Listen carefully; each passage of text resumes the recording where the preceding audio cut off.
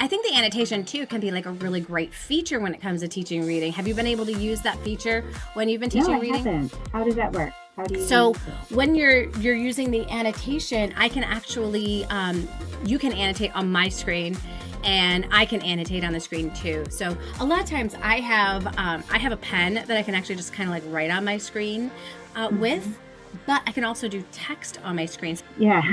Okay, so I'm going to do spot and dot for mummy. Yep. Okay, so I'm going to first write the word.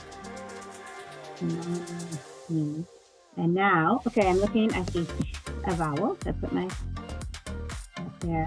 Am I going to consider E or Y? Yep. Y is a vowel here because it's at the end of a word. Yep. Okay, now I draw my line. And I see two consonants, so I'm going to go down there. Yep. And so what's the first part? Mum. And the second part? Me. You got. And if they say my, I'll be like, oh, you know what? Y also makes another sound. It says E.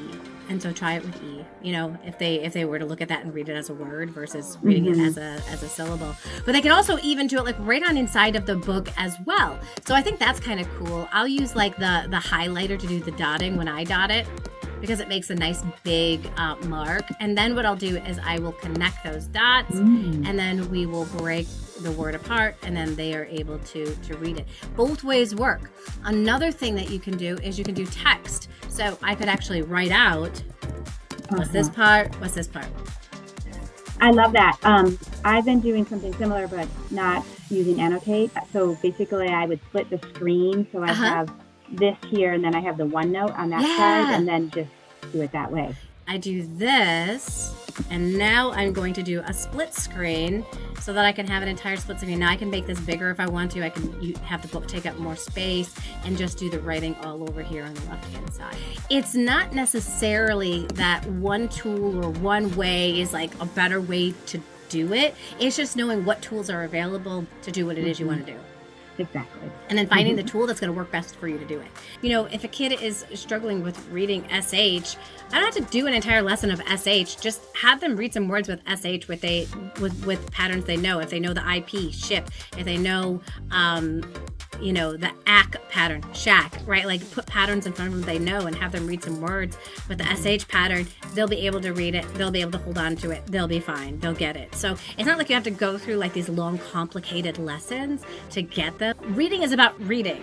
So the more that I can get the child into reading text and actual text and real books, the more successful you're going to be with teaching that child to read. I know like one of the big pieces for me when I got started with tutoring was I wanted to be able to have like a good assessment for being able to find out what specifically do my kids already know and where do I need to close the gap. Do you use an assessment at all with your students before you start working with them?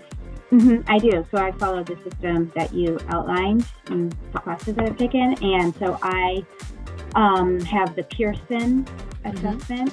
So I offer a free assessment for people who are interested in tutoring with me. And I have adopted what you do, and it's worked perfectly. It's worked every single time, actually. Every single free assessment that I've done has converted into clients, and it converts right then and there. We had the question, somebody had asked the question about the assessment report, and that is actually one of the things that people who go through my reading interventionist course, like Justine and Cindy, I go through like detailed, like how to do the assessment and also how to write up that assessment. And I give a template of the assessment report so that they have something that you can write on right away, be able to utilize it. It's got all the graphs and all that kind of stuff on there, the charts, so that you can easily put the data on inside of there and then explain the data so that parents can understand it. And next week, if you guys didn't happen to notice, I am going to be doing a free webinar called How to Close the Reading Gap, a free year with 8 to 12 hours of instruction. So if you didn't have an opportunity yet to sign on up, definitely click that link. So we do talk about inside of the webinar more about the Reading Interventionist program, so that if you wanted to learn more and continue learning, you can. But there's also information that you'll be able to learn about teaching reading to kids as well. And it's very systematic and approach for you to know, how do I specifically do this online? What tools, what resources can I use so that my students can get results?